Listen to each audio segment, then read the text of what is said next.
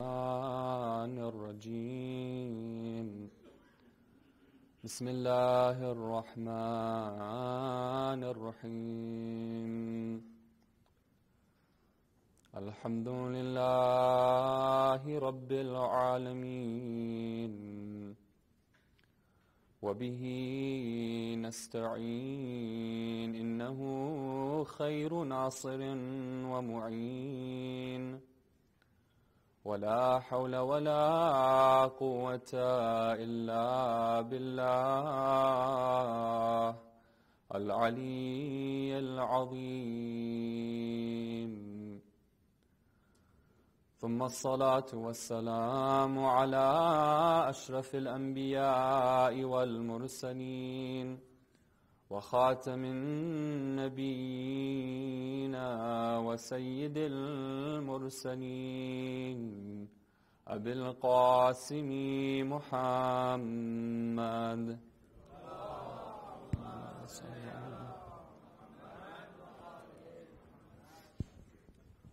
وعلى آل بيته الطيبين الطاهرين المعصومين المظلومين ولعنة الله الدائمة على أعدائهم أجمعين من ليلتنا هذه إلى قيام يوم الدين. السلام عليك يا أبا عبد الله وعلى الأرواح التي حلت بفنائك. عليك مني سلام الله أبدا ما بقيت وبقي الليل والنهار، ولا جعله الله آخر العهد مني لزيارتكم. السلام على الحسين وعلى علي بن الحسين وعلى أولاد الحسين وعلى أصحاب الحسين. صلوا على محمد وآل محمد.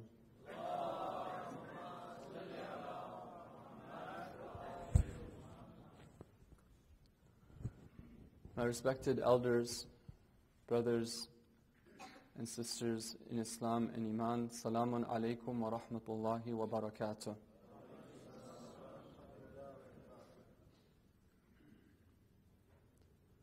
As we know, Islamic teachings tell us that we are supposed to engage with the dunya. Islam is not a religion which tells us that we should run away from the material world, go off into the wilderness. We need to engage with it. We need to have our careers, have our education, advance materially for the purpose of spiritual growth. But there are some times in the year when Islamic teachings tell us that we should take a break, where the dunya should be left aside, and we should focus on some other things. We're told, for example, that the Prophet of Islam, sallallahu alaihi wa alihi,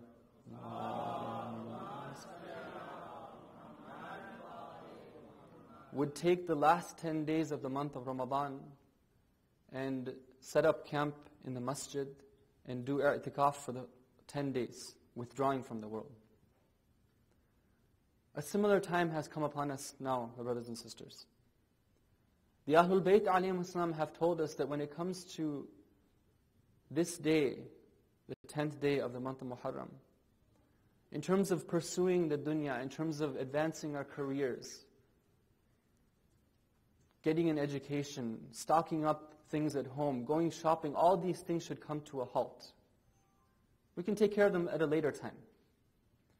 But they want us, for this time, to be focused only on one thing. They tell us, okay, now, wear black clothing.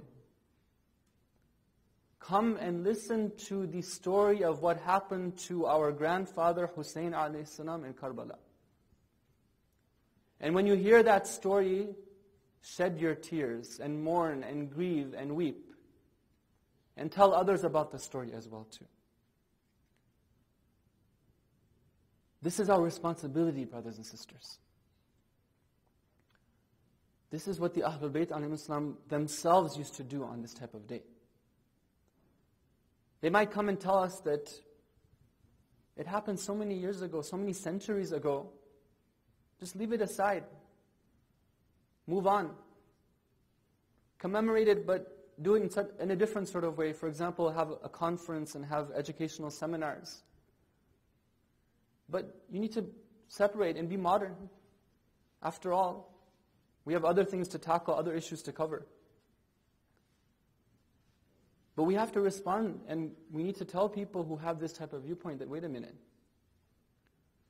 this is not an ordinary event we're talking about here. This is the martyrdom of a very special family. This is the family of guidance. This is the firm handhold we're supposed to hold on to. The Prophet is the one who told people that I don't ask you for any reward except for the love of my family. And this is the day that the family has been killed. So we have plenty to mourn about on this day. And we have to mourn. Our tears will not cease to fall when we think about the tragedy that happened. On an emotional level, we're not ready, and we're never going to be ready to say that, okay, that's enough now. Now we need to move along. No. This is something that we cannot stop our grief for. But even beyond that, brothers and sisters, beyond the emotional level, there's reasons to cry as well too. When I, as a listener to this tragedy, as a Shia of the Ahlul Bayt, listen to what happened, what I see is truth being manifested, truth being displayed. Something within me, when I hear about all these things, tells me that, okay, this is what it's supposed to be like. This is truth being in its utmost form. And then when I see that, and then I compare it to myself, that itself is a cause for tears. That itself is a cause for mourning as well too. And as we further our awareness of our deen, further our awareness of our responsibility to Allah subhanahu wa ta'ala, we'll see that our tears take on even different and higher dimensions. May Allah subhanahu wa ta'ala help us to act according to the instructions of the Ahlul Bayt when it comes to the day of Ashura. And may He help us to shed those tears from the bottom of our hearts and to cry out from the bottom of our hearts, Ya laytana kunna ma'akum, فَنَفُوزَ مَعَكُمْ فَوْزًا عَظِيمًا. If only we were with you so that we could have achieved such a great achievement with you. And may He help us to do that type of mourning and commemoration that would be pleasing to the Ahlul Bayt ﷺ, and that will invite other people to the message of Ahlul Bayt ﷺ and not drive them away from it. Please recite aloud salawat.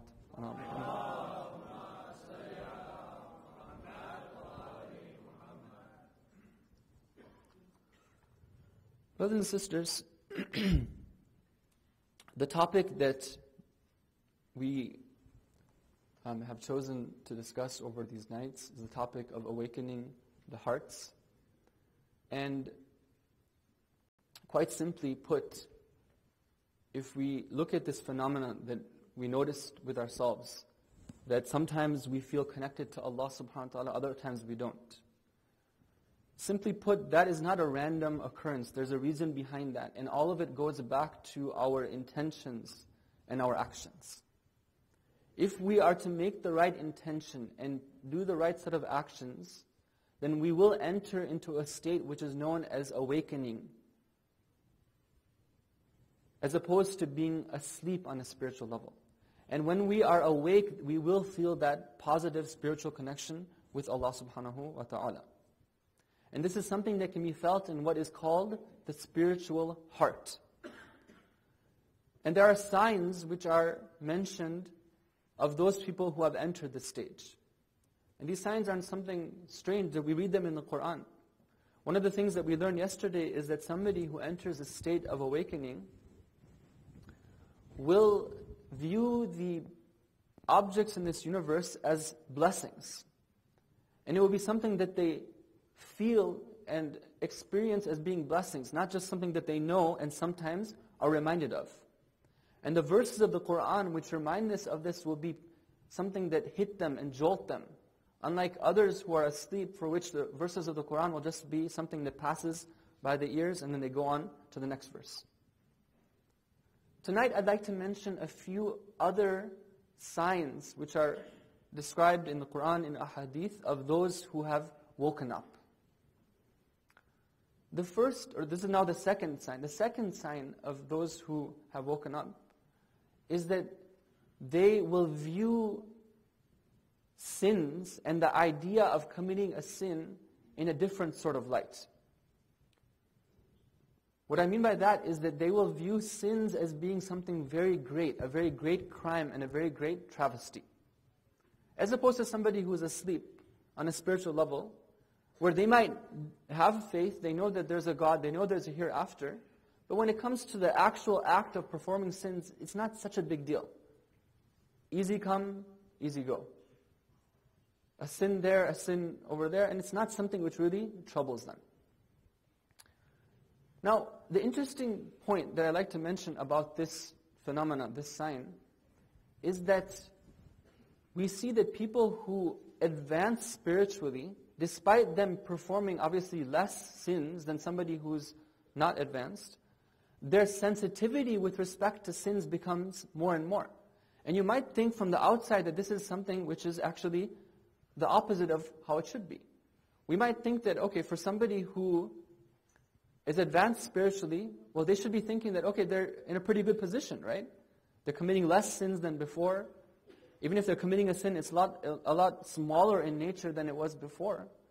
So why is it that they're more concerned and more sensitive than somebody who's committing more sins and without an appreciation of the sensitivity of the matter?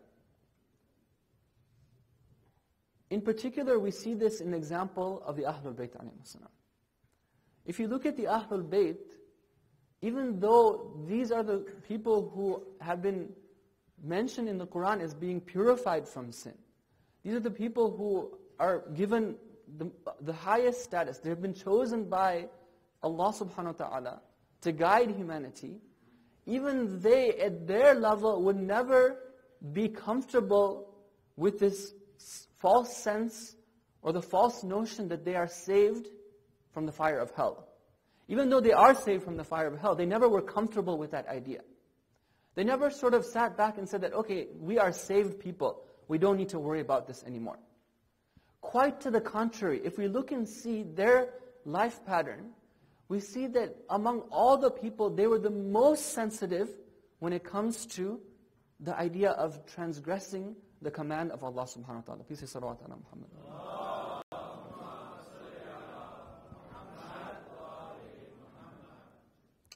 I want to give you an example here of the Ahlul Bayt in this respect. There's a dua that's reported, you can find it in Mafatih al-Jinan, a dua which Imam Ali alayhi salam used to recite after his special prayer. You see, the Ahlul Bayt, each one of them had their own special prayer that they would perform, a mustahab prayer, a certain combination of Quranic surahs and ayat and a certain number of raka'at of prayer, and at the end they would have a special dua as well too. And these, you can find them in Mafatih al-Jinan in the section of what to do on a Friday. Imam alayhi salam, in his prayer, after the description of what he used to do, it's reported that he used to say a dua in which this is contained. Now, this passage is something which really is outstanding. I don't know if I can do justice to it. It's something that we have to actually look at, ponder upon. I'm just reading it for the barakah, inshallah, so at least we can get a flavor of what Imam alayhi salam is saying here. After pleading to Allah for forgiveness, this is what Imam alayhi salam says. He says, فَكَيْفَ أَنْتَ صَانِعٌ بِي? Oh Allah, what are you going to do with me? فَكَيْفَ أَنْتَ? He's worried about this. This is a matter of a concern for him. لَيْتَ شِعَرِي. If only I knew, وَلَا أَشْعُرُ, but I can't know, كَيْفَ تَقُولُ لِدُعَائِ? How are you going to respond to my dua? أَتَقُولُ لِدُعَائِ نَعَمْ? Are you going to say yes to my dua? أو تقول لا. Or are you going to say no to my dua? Now, when we read this, we have to ask ourselves, is this the words of somebody who sort of assumes that he has a guaranteed ticket into heaven? Even though he does have a guaranteed ticket, is he assuming this? Is he sort of depending on this? No. أو تقول لا فإن قلت لا. If you were to say no, oh Allah, if you were to tell me no, then what would I say? I would say, فَيَا وَيْلِي يَا وَيْلِي يَا وَيْلِي يَا عَوْلِي يَا عَوْلِي يَا عَوْلِي يَا شِقْوَتِي يَا شِقْوَتِي يَا شِقْوَتِي يَا ذُلِّي يَا ذُلِّي يَا ذُلِّي. Now these words here, I can't translate them into English because they are said in a way which is, it's a means of mourning in the Arabic language. But you can just tell by the way these words are repeated again and again that there's something special that the Imam ﷺ is trying to convey here. Roughly, he's saying, if this were to happen and you were to say no to me, then I would say, oh, woe be to me. Oh, woe be to me. Oh, woe be to me. What a wretched situation I'm in. What a wretched situation I'd be in. What a wretched situation I'd be in. And how unfortunate I would be. And he would repeat that 3 times as well too. And then he goes on to say, what would I do in that situation? إِلَى مَنْ أَوْ عِنْدَ مَنْ أَوْ كَيْفَ أَوْ لِمَاذَا أَوْ إِلَى مَنْ أَوْ إِلَى أَيِّ شَيْءٍ أَلْجَأُ وَمَنْ أَرْجُو وَمَنْ يَعُودُ عَلَيْهِ. If this were to happen to me and you were to deny my request, if you were to not answer my dua, then who would I turn to and how and for what reason? Who is there that I can have hope in and who can I turn to if you were to refuse me? حَيْثُ تُرْفِضُنِي. And then he says, يَا وَاسِعَ الْمَغْفِرِ, but you're the one who is most forgiving. And then he goes on to say, وَإِن قُلْتَ نَعْمِ, if you were to tell me yes, and you were to accept my dua, كَمَا أَظُنُّ بِكَ, or كَمَا الظَّنُّ بِكَ, as I hope and I think good of you, that you will accept my dua, فَطُوبَى لِي, then glad tidings be to me. أَنَا السَّعِيدُ فَطُوبَى لِي أَنَا الْغَنِيُّ فَطُوبَى لِي أَنَا الْمَرْحُومُ. Again, brothers and sisters, we can't capture these in English. But the gist of it is that if this were to happen, then how fortunate I would be. I would be the most fortunate of people if you were to turn to me and accept me. I would be the most fortunate of people if you were to turn to me. And I would be the most wealthy and needless of other people. And I'd be the one who would be blessed with your mercy. Now, what kind of words are these, brothers and sisters? Are these the words of somebody who has a guaranteed ticket to heaven? No. This is a person who is concerned about his situation in the hereafter. When we try to analyze and see, why is it that the Ahlul Bayt ﷺ were concerned about this?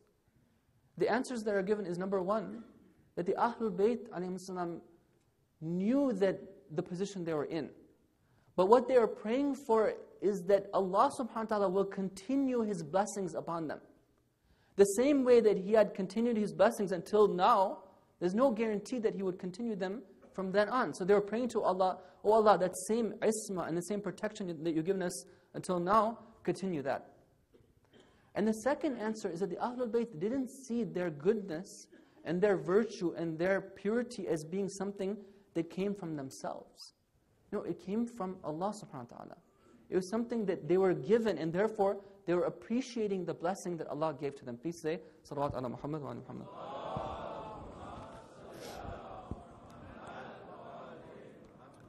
Now we as their followers, brothers and sisters, is it okay for us to take a different route and just depend on some false notion that, okay, we're saved, we're okay?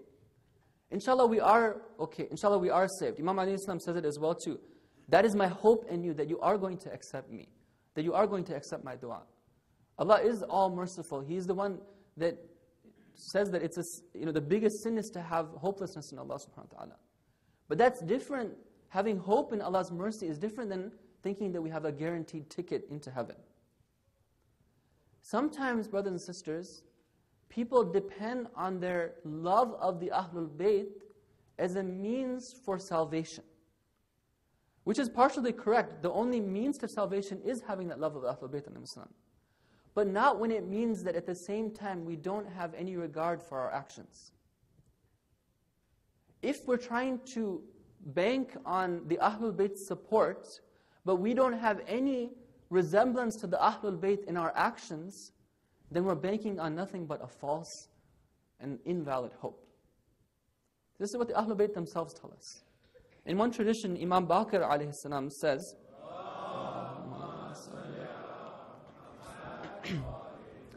to the companion Jabir ibn Abdullah Ansari, he says that if you want to know what it means to be a Shia of the Ahlul Bayt, he says that you should know that there is no one, that even we, the Ahlul Bayt, don't have a family relationship with God. It's not like we're his brothers and his sisters, na'udhu billah, where, okay, anytime you come to us because he's our brother or sister, okay, we'll take care of it for you. That's not how it works with the Ahlul Bayt. He said, لَيْسَ بَيْنَ اللَّهِ وَبَيْنَ أَحَدٍ قِرَابًا. He goes on to say, أَحَبُّ الْعِبَادِ إِلَى اللَّهِ عَزَّ وَجَلَّ وَأَكْرَمَهُمْ عَلَيْهِ. The one who is most beloved, the one who is most honored in the eyes of Allah, أَتْقَاهُمْ وَأَعْمَلَهُمْ بِطَاعَتِهِ, is the one who has the most taqwa and the one who is most obedient when it comes to his or her actions. May Allah help us to, inshallah, have our actions conform with our beliefs, and inshallah, by persevering on this, then we too can get this appreciation of what the reality of a sin is. Please say salawat ala Muhammad wa ala Muhammad. That was the second point, the second sign of somebody who's become awake. Now the third sign I'd like to mention is that somebody who has woken up is the sign that will take place, the stage that they will pass or that they will be going through, is that the more somebody is awake and the more they are pursuing this path to Allah subhanahu wa ta'ala that we've been talking about, the better of a person they will become. Meaning that they will become better and more pure people. Now this is something which is very beautiful, brothers and sisters. That Islam in its true form, Iman, faith in its higher forms, is something which actually makes us into pure individuals. And the reason for this is because the path of Islam that we've been talking about is nothing other than a path which leads us to purity and self-purification. Let me give you, put that into concrete examples. We talked about different scenarios throughout the course of these majalis. I'm trying to make it practical so we can understand. Somebody who's committed, they've woken up, they've made that resolution that we've talked about. Now, as they're going about their actions, they're trying to put into practice what they know. And one of the things that we know is that we should be taking account of what we do on a regular basis. We shouldn't just be on autopilot mode and just going through our actions, but we should somehow sometimes pause and look back and see how we are doing, gauge ourselves, measure ourselves. So suppose that during the course of a day, I try to consciously observe the commandments that I know I have to act upon and stay away from those things I know I have to stay away from. At the end of the day, I look back and I see whether I was successful or I was not successful. Now, as part of this introspection and examining and self-accounting, I come across some different actions that I did. For example, I was sharp-tongued. When I was upset at something my wife told me, instead of responding in a sweet and gentle way, I responded in a very angry sort of way. Or, for example, when it came time for giving charity, somebody was asking me for some help, I held back. When I start to notice these types of actions, then I begin to realize something about myself. I am an individual who has certain faults of character which are obstructing me from attaining my goal of getting to Allah subhanahu wa ta'ala. And so as somebody who's trying to fix himself, trying to attain that goal, I'll go about trying to figure out, how can I address this?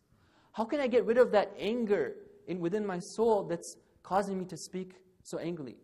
How can I get rid of that miserliness which is making me hold back in times when people are asking for those things which I can give to them? So this will be a path of purification, a path of becoming an excellent person, a beautiful person.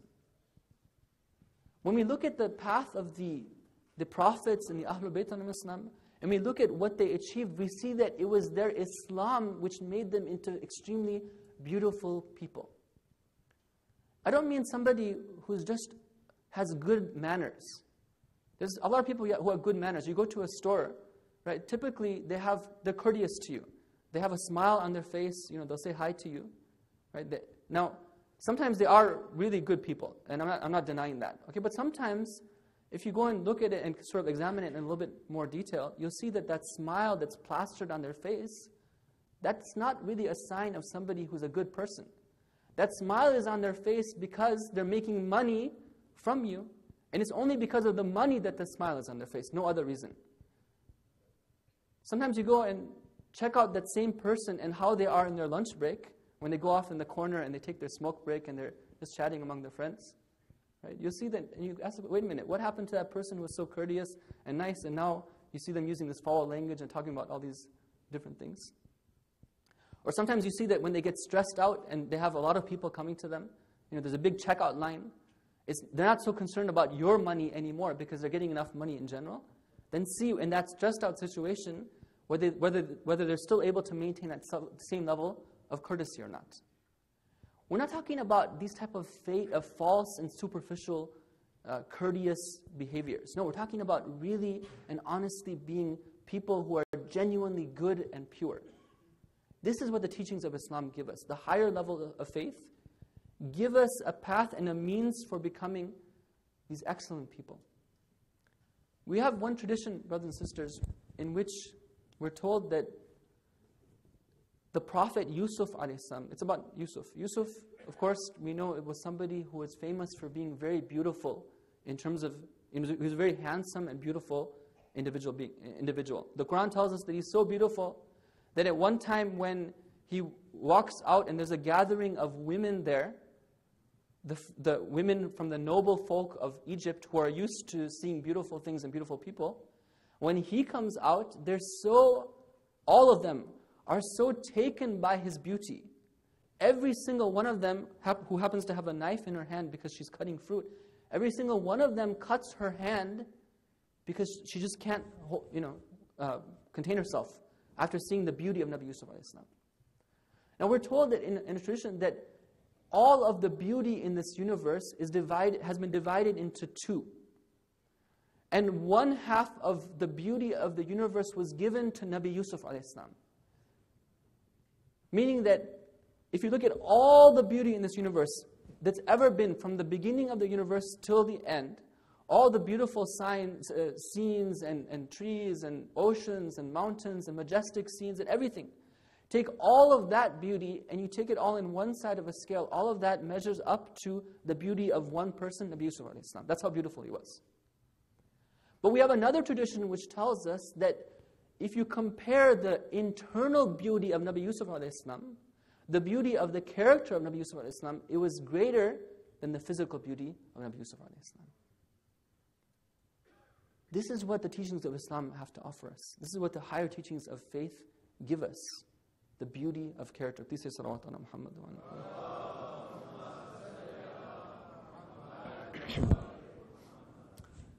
Finally, the third characteristic I'd like to mention tonight, the third sign of somebody who has woken up is that they will begin to enjoy the worship of Allah subhanahu wa ta'ala. Worship of Allah subhanahu wa ta'ala is something which is known in the Arabic language as taklif. And taklif, the root word of that comes from the word which means hardship. Generally speaking, worshiping Allah is something which is a hardship. And for a lot of people, that's what worship is. Saying their prayers, fasting, going for Hajj, observing the other commandments of Allah subhanahu wa ta'ala. These are things which are hard and difficult. But for those who have woken up, to the proportion that they have woken up, these types of actions start to take on a certain sweetness. They start to take on a certain pleasure. And the pleasure that they experience from these actions, from worshiping Allah subhanahu wa ta'ala, is something which is far greater than the pleasure that they experience from anything else in this world. What's the proof? Let's go to the Quran. Allah subhanahu wa ta'ala in Surah Al-Sajdah talks about a special group of people. He says that there are people who تَتَجَافَى جُنُوبُهُمْ عَنِ الْمَضَاجِعِ يَدْعُونَ رَبَّهُمْ خَوْفًا وَطَمَعًا وَمِمَّا رَزَقْنَاهُمْ يُنْفِقُونَ. What are the characteristics of these people? These are people who wake up they vacate the sides of their beds. They vacate their beds, meaning that they wake up early in the morning. And what do they do when they wake up? يَدْعُونَ رَبَّهُمْ. They call upon their Lord out of fear and out of hope. What else do they do? وَمِمَّا رَزَقْنَاهُمْ يُنْفِقُونَ. And they spend out of what Allah has gifted to them in the form of rizq. Now what is the reward for these people? Allah subhanahu wa ta'ala goes on to say, please say salawat ala Muhammad wa ala Muhammad.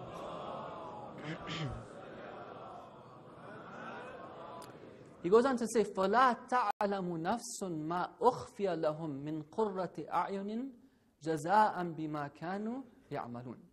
You see, in a lot of verses in the Quran, Allah subhanahu wa ta'ala mentions that the reward for these people is a paradise. The reward for these people is a garden in which there are trees with fruits. The reward for these people, for example, is that they will be fed this wonderful food and fruits from a tree, etc. And you're all aware of these verses. But in this verse, Allah subhanahu wa ta'ala says that there's a reward for these people which cannot be described in physical and material terms. He says that these people will have something which will be qurratu a'yun. Qurratu a'yun, in English we translate it as being the delight of the eye. But in the Arabic language, something which is qurratul ayn is something which is actually, if you go and look at the root of this, they say that when somebody cries, after they cry, there's a certain sensation that they feel in their eyes. And what the Arabs used to say is that if somebody cries because of sadness, after the tears stop, the feeling in their eyes will be a feeling of heat. It will be as if they had hot water that was draining down from their eyes. But if somebody cries not out of sadness, but rather out of happiness, out of elation, because tears can also happen when somebody's happy, then the feeling that they'll have after the tears escape will be a feeling of happiness. So qurratu ayun is that feeling of coolness of the eyes, the refreshing feeling on the eyes that somebody has when they've been so happy about something that they've cried the tears of happiness. Now this verse is saying that for these people who wake up early in the morning and perform their night prayer, and they spend, and they're charitable people, these people will be rewarded with something that Allah can't describe for us. He can just say that it will be something which will be a delight of the eyes, which is so great that nobody can even know what it is that I've hidden as a treasure for them, as a reward of what they used to do. Meaning that there are things out there, there's delights out there are rewards out there that go beyond those things which can be described in physical terms. This is what is waiting for those who wake up. Their life can take on a different dimension. It's not just related to the acts of worship, meaning those traditional acts of worship that we think about, reciting Quran, prayer, although these are examples. Like they say that somebody who starts to pay attention to himself or herself, one of the first signs will be that when they recite Quran and when they go to the prayer mat, they'll have a different feeling. They'll enjoy that process. But it's not just limited to this. Let me give you another example. Suppose that somebody is, let's say you have a career. For example, somebody is a physician. And a physician is going to see different patients throughout the day. Now, if there is a physician who has not gone through this process of waking up, they're not doing things with special attention, trying to get closer to Allah subhanahu wa ta'ala, as they go throughout the day, seeing one patient after the other patient, one patient after the other patient, what is it that they're interacting with? On what basis are they having this interaction with that patient? In most cases, okay, if it's not that they have lofty goals of trying to save humanity, which actually is the same as having goals which are getting close to Allah subhanahu wa ta'ala. But usually, or sometimes, it might be the case that their goal is nothing more than trying to make money off of each of these patients. Let me take this patient, I can write down some billing hours here. Another patient, write down some billing here. Money, money, money. The sum total of pleasure this physician can get out of seeing these patients is related to how much money he or she makes from seeing those patients. And we all know that money can only take you so far.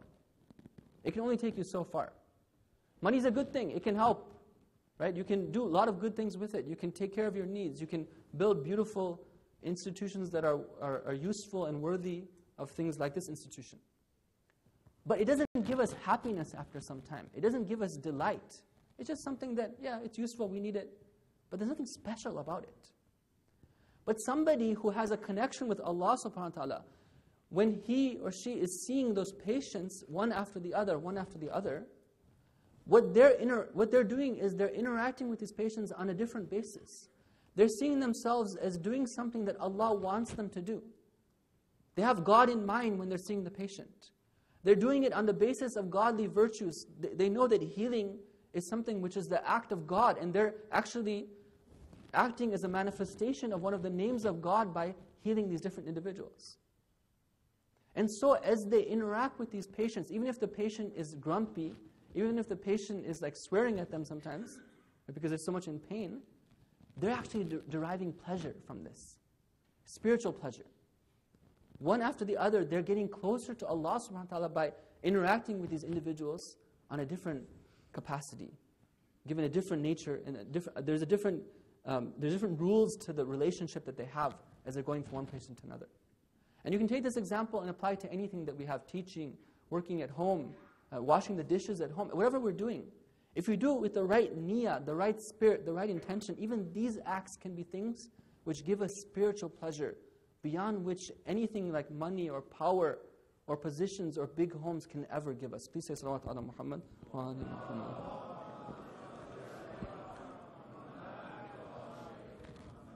That's why we see, brothers and sisters, that on a night like tonight, the 10th night of Muharram,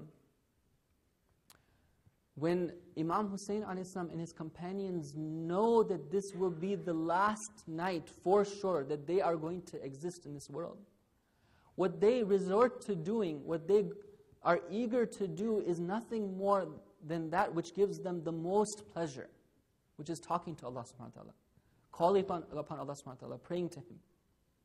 Imam Hussein a.s., when he tells his brother Abbas, "Oh Abbas, go and delay them," because they were going to attack them on the 9th of Muharram. He says, go and delay them. Stall them for one day. Tell them to give us one day. What is the reason why he wants that one day? لَعَلَّنَا نُصَلِّي لِرَبِّنَا وَنَدْعُوهُ وَنَسْتَغْفِرُهُ, so that perhaps we can pray, say our prayers to our Lord, and call upon Him and ask forgiveness for Him. فَهُوَ يَعْلَمُ, because He knows, أَنِّي كُنْتُ قَدْ أُحِبُّ الصَّلَاةِ, He knows that indeed I am among those who love salat, who love their prayer. وَتِلَاوَةَ كِتَابِهِ وَكَثْرَةَ الدُّعَاءِ وَالْإِسْتِغْفَارِ, I love salat. I love to recite His book. I love to call upon Him with dua, and I love to seek forgiveness from Him. This is the example set by the Ahlul Bayt alayhim as-salam. Sallallahu alayka ya Aba Abdullah al-Husayn. Sallallahu alayka wa ala ashabika al-muntajabin. Sallallahu alayka wa ala alladhina qutilu ma'aka fi Karbala. Tonight, we would like to commemorate the martyrdom of the youngest martyr in Karbala. And this is something which is a very difficult incident. Unlike the other stories we have of the martyrs and how they would go against the enemy, even if they were young, they would go against the enemy with their swords and cry out a fierce battle cry and engage the army with their swords and eventually be martyred. The story of Ali al-Asghar alayhi salam is a very short story, because this is the story of a baby who was innocent in all respects. Maybe they could have justified attacking those children because those children, the young youths like Qasim, because Qasim and other youths like him had swords in their hands. But what did this baby have against them? What did they have against this baby? This young baby of 6 months, age of 6 months, what could he have possibly done to cause them to feel any sort of enmity towards him? But we see that this enemy had no mercy. They stopped at nothing when it came to oppressing the Ahlul Bayt alayhi salam. And in the story of Ali Asghar alayhi salam, we see the patience of a father who had to bear so much, and at the end there was still more that Allah subhanahu wa ta'ala wanted to ask from him. We're told that on the day of Ashura, Imam Hussein alayhi salam had to witness one after another, the companion coming, seeking permission, and then going to the battlefield, and eventually being martyred. There goes Habib, there goes Zuhair, there goes Muslim ibn Awsaja, there goes all those beautiful examples of companions who had pledged their loyalty to the Imam alayhi salam and lived up to their word. And after their time, then came the time for the family of Imam Hussein alayhi salam. Ali Akbar, Hazrat Qasim, all the different, those sons and the nephews that he had, and his cousins' sons, all of them, Imam Hassan alayhi salam's sons, all of them would go one after the other. But after this, there was still more room for sacrifice. Even more was asked of Imam Hussein alayhi salam. We're told that it became clear after the martyrdom of Hazrat Abbas alayhi salam that the time has now come for Imam Hussein alayhi salam to offer his own sacrifice. But there's one thing left for him to do. He goes to his sister Hazrat Zainab salamullahi alayha, according to some reports. And he tells his sister, Nawilni walad as-saghir. Oh my sister, give me my young child. Hatta uwaddi'ahu. So I may bid farewell to him. Imam Hussein alayhi salam takes his young baby into his arms, presses him against his chest, and begins to bid farewell to him. But he sees that this young baby is crying endlessly. He's not stopping crying. Why are you crying, Ali Asghar? He's crying because of the thirst. There is no water for him to drink. There is no water in the camp for days. Imam Hussein alayhi salam says that, let me try one last time to get water for my baby. After all, who can deny water to a baby? He takes his baby, Ali Asghar alayhi salam, to the enemy army, and he holds him up to them. He tells them that, don't you know who I am? I'm the son of Fatima al-Zahra. I'm the son of Ali ibn Abi Talib. I and my brother are those that the Prophet had named as being Sayyida Shababi Ahlul Jannah. Will you deprive this baby of mine of some water? At that point, the enemy army begins to be shook up. They begin to cry amongst themselves. They don't know what to do. Umar ibn Sa'd and Shimr become very worried that this will be the turning point. That maybe the army will now falter. Maybe they will now see the reality of the crime that they're committing. Quickly, they call upon Hurmala to notch an arrow to his bow so that he can put an end to this. He puts an arrow to his bow. He launches the arrow. The arrow reaches the neck of Hazrat Ali Asghar alayhi salam. At this point, the different maqtals say that Imam Hussein alayhi salam is carrying his baby in his arms. And this baby, after the arrow strikes his neck, becomes madbuh. Madbuh is a term used for animals when their heads are cut off, my brothers and sisters. The head of Ali Asghar alayhi salam is cut off with the arrow of Hurmala. At this point, how is Imam Hussein alayhi salam going to bear this tragedy? How can he bear to have his son in his arms, his baby son, and yet this has happened to him? He cries out, Hawwana alayya, Hawwana alayya, ma nazala bi annahu bi'aynillah. The only thing that makes it possible for me to bear this tragedy is that it has happened in front of Allah. Allah is the one who's watching over me. At this point, we're told that this is the only time in the entire history of what happened in Karbala that Allah subhanahu wa ta'ala himself has to console Imam Hussein for what has happened. A voice is heard from the sky crying out, Da'ahu ya Hussein! Da'ahu ya Hussein! Leave him, oh Hussein, it's okay. It's okay, there will be somebody to feed him in paradise. There will be somebody to take care of him in paradise. Imam Hussein alayhi salam makes his way back to the camps. What is he going to tell the sister of Ali Asghar? What is Sagina going to say when she finds out what happened to her baby brother? Allah la'natullahi ala al-qawmi al-zalimin. وَسَيَعْلَمُ الَّذِينَ ظَلَمُوا أَيَّ مُنْقَلِبٍ